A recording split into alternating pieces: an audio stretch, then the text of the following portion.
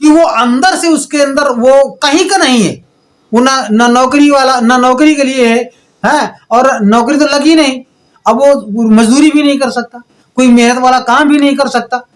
अब उसके सामने एक बहुत बड़ी चुनौती है। इधर उसकी शादी भी होने वाली है, या शादी हो गई है, या शादी होने वाली है, या शादी के लायक है, तो जिम्मेदारियां तो बढ़ रही है ना। अब उसके पास में आर्थिक समस्या है, माँ बाप साथ नहीं दे पा रहे हैं, चूंकि जो था वो लगा दिया करें, भैया मेरे पास में नहीं है, मैं तुम्हें क्या दे दूं, मेरे पास में तो कुछ है नहीं। तो इस तरह से वो व्यक्ति टूटा हुआ होता है और वो वहां झगड़ा करता है। वो जानता है कि हम झगड़ा करेंगे तो प्रशासन आएगा और हमें अरेस्ट करेगा, हमें जेल जाना पड़ेगा, हमको मारपीट करनी पड़ेगी, तो वो जेल जाने के लिए सुकून से तैयार है, मगर वापस घर में लौट करके जाना वो अपने को अच्छा नहीं समझता। चूंकि वो घर में जाएगा तो फिर दलदल में फंसेगा, फिर माँ बाप की डांट पड़ेगी, फिर उसके ऊपर प्रताड़ना होगी। माँ बाप भले भले शौक से माँ बाप उनको भेजते हैं, वो जाते हैं, माँ बाप की सलाह से जाते हैं, माँ बाप पैसा देते हैं कि जाइए चले जाइए, मगर जब लौट करके जाएंगे तो फिर वही लांछन लगेगा कि वहां कांवड़िए गए थे तो वहां पर इतना रुपया खर्चा करके आए, कुछ कमाओ लाओ, कहां से लाएगा। तो ये इस तरह से साथियों, आज कांवड़ियों के बारे में हम थोड़ी चर्चा करेंगे। ज्यादा बहुत बड़ा वीडियो नहीं है, छोटा वीडियो है। कांवड़ियों को लेकर के बहुत तमाम सारे सवाल पैदा होते हैं। ये कांवड़िए पैदा कहां से होते हैं, ये कांवड़िए कहां से आते हैं, ये कांवड़िए कौन है, ये कांवड़िए इनको कौन बनाता है, और ये कांवड़िए कौन हैं जो ये झगड़ा करते हैं, जो मारपीट करते हैं, और वो कौन है जो कांवड़ियों को साथ दे रहा है। ये तमाम सारे प्रश्न ऐसे उठते हैं जिनके बारे में मैं आपसे चर्चा करूंगा। तो नमस्कार साथियों, आप देख रहे हैं सतमार्ग रॉन्ग नंबर और सतमार्ग राइट नंबर, और मैं लालचंद सतमार्ग। आप सभी का बहुत बहुत स्वागत, हार्दिक अभिनंदन, वंदन। साथियों, अब हम बात शुरू करते हैं कि कांवड़िए पैदा कहां से होते हैं। सबसे पहला तो ये सोचने का विषय है कि कांवड़िए पैदा कैसे होते हैं। ये एक बच्चे का भविष्य का निर्माण करने के लिए 3-4 लोगों की जरूरत होती है, माता, पिता और टीचर्स, चौथा सरकार।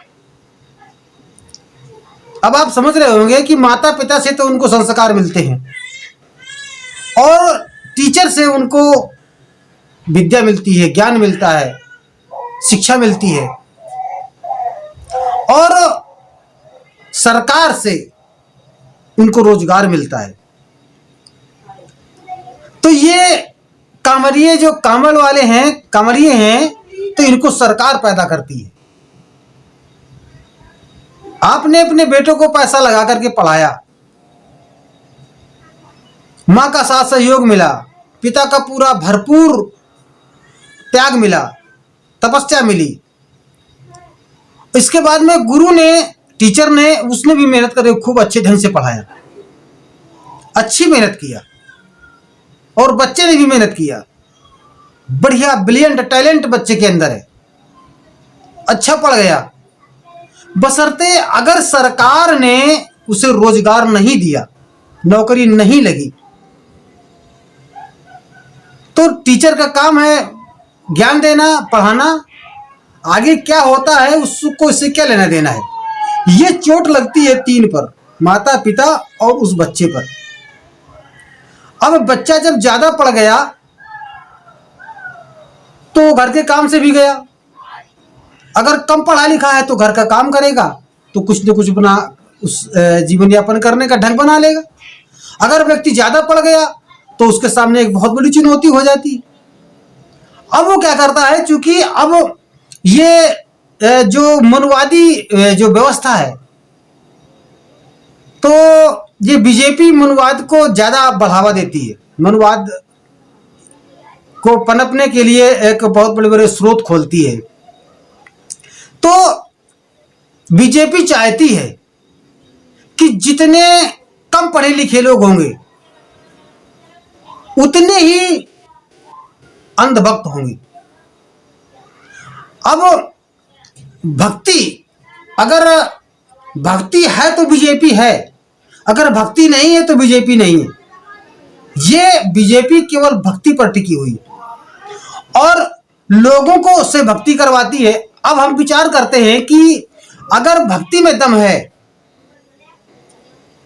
वाकई में अगर भक्ति में दम है और बम भोले में शक्ति है, तो एक सोचने का विषय है, फिर ये सभी लोग भक्ति क्यों नहीं करते? पार्लियामेंट में क्या कर रहे हैं जाकर के? योगी जी वहां क्या कर रहे हैं?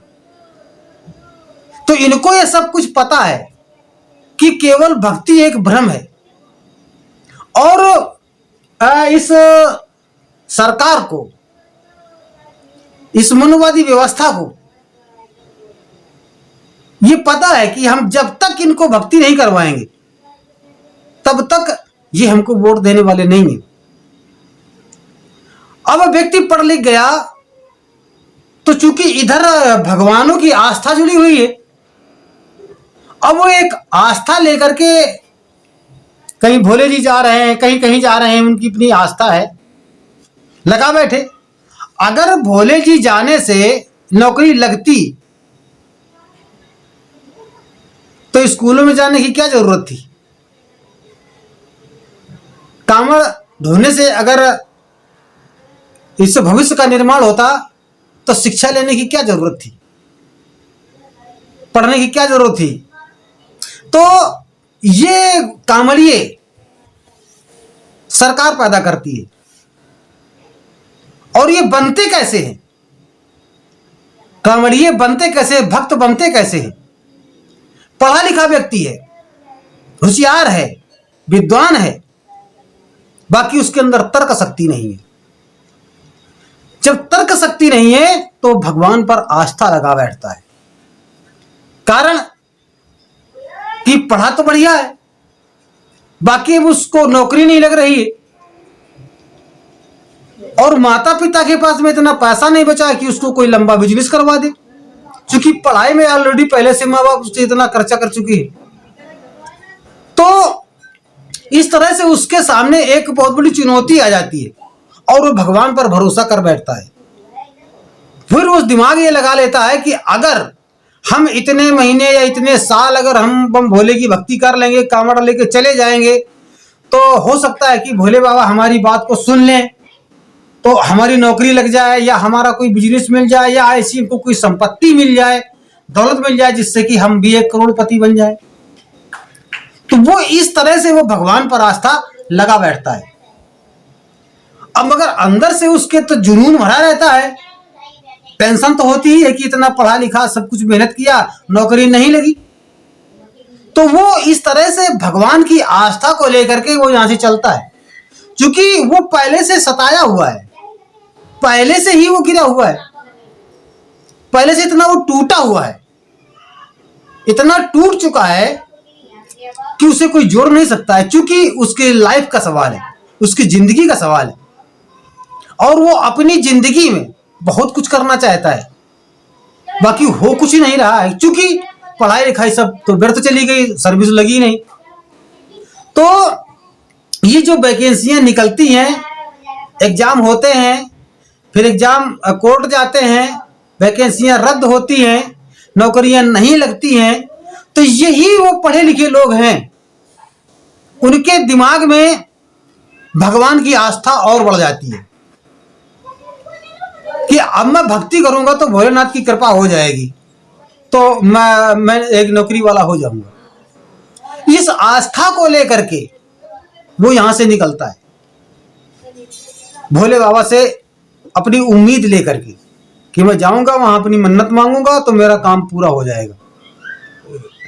और चूंकि वो टूटा हुआ व्यक्ति कांवड़ लेकर के जाता है और जब वो बड़ी भक्ति और श्रद्धा के साथ में वो घर से निकलता है, पैदल जाएगा, बड़ी मेहनत करेगा, न जाने कितने किलोमीटर पैदल चला जाएगा, क्योंकि वो तो भक्ति में चूर है। अब वो रास्ते में जा रहा है, अब वो किसी को छूना नहीं चाहता है। अगर वो किसी कांवड़िया को तो छू सकता है, बाकी अन कांवड़िया जो चल रहा है बगल में, वो उसको टच नहीं करना चाहिए, क्योंकि उसकी आस्था का विषय है, उसकी भक्ति नष्ट हो जाएगी।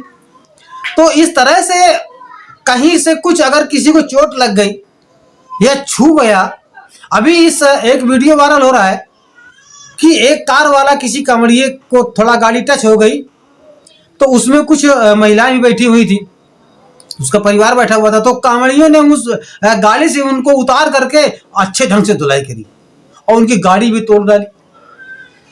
अब वो गाड़ी किस तरह से लाया होगा बंदा, कैसे लाया होगा, और उसकी गाड़ी चकनाचूर कर दी गई। इसके बाद में एक और घटना आती है कि एक कांवड़िया किसी होटल में खाने के लिए जाता है, तो वहां पर एक बूढ़ी माँ होती हैं, वो दाल बना करके लाती हैं, संयोग से उसमें प्याज काट देती हैं, उसमें डाल देती हैं किसी स्वाद बढ़ाने के लिए या क्या, या इस बात को नहीं जानती होंगी या धोखे से किसी भी कारण उसमें प्याज पड़ जाता है। अब वहां पर वो कांवड़िए जैसे प्याज को देखते हैं तो मारधाड़ शुरू कर देते हैं, उसके होटल का उसका छप्पर अप्पर सब तोड़ ताड़ के फेंक देते हैं। रोड के किनारे पर अक्सर करके जो होटल होते हैं वो सब छप्पर छानी पे टट्टर वट्टर डाल करके सब ये लोग बना लेते हैं, अपना ना पेट पालने के लिए वहां अपना व्यवसाय शुरू कर देते हैं। अब ये कांवड़िए क्या करते हैं कि उस बूढ़ी माँ को भी मारते हैं और वहां के जो वहां का नौकर था उसको तो मार मार करके उसका पैर तोड़ देते हैं। तो ये क्या है, ये ऐसा क्यों करते हैं? ऐसा वो इसीलिए करते हैं कि वो अंदर से टूटे हुए हैं, वो बेरोजगार हैं, माँ बाप ने पैसा लगाया है और उनको नौकरी नहीं लगी है, और इधर ये काम पढ़ने वाला जो पढ़ाई करने वाला व्यक्ति है वो काहिल हो गया है, उसकी मेहनत बस का नहीं होता है, तो माँ बाप इनके ऊपर किरकिरी करते हैं, इनको उल्टी सीधी बोलते हैं, तो इनके दिमाग में एक बहुत बड़ा टेंशन होता है। तो अब वो क्या होता है कि जब उसको वो कहता है मेरी भक्ति बर्बाद हो गई, इतने साल की मेरी भक्ति थी पर मेरी भक्ति बर्बाद हो गई।